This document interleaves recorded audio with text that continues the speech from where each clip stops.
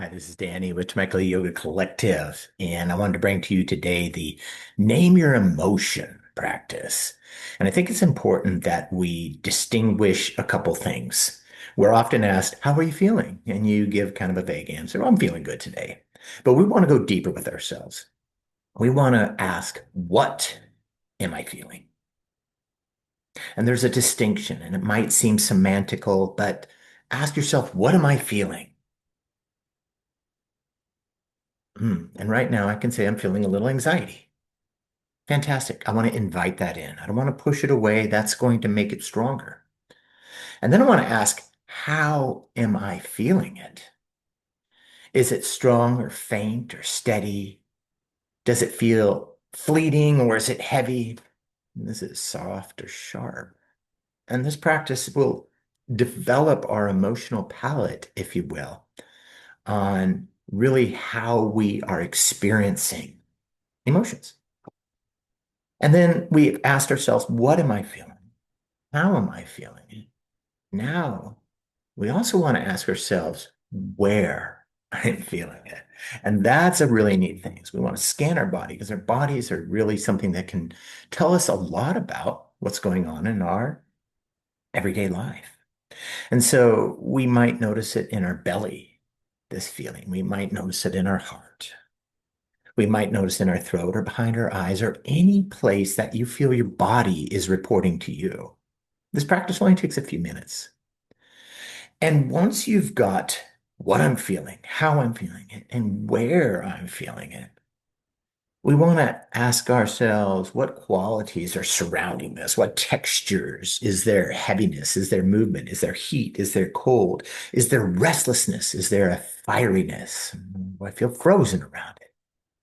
Once we have these qualities, then that's really where we can start to play with the emotion and let it reveal within our everyday life what we're doing from wake up to going to bed to what we're eating to our interactions with people, our relationships, and how to do something with it so that the emotion doesn't overwhelm us. It actually transforms us.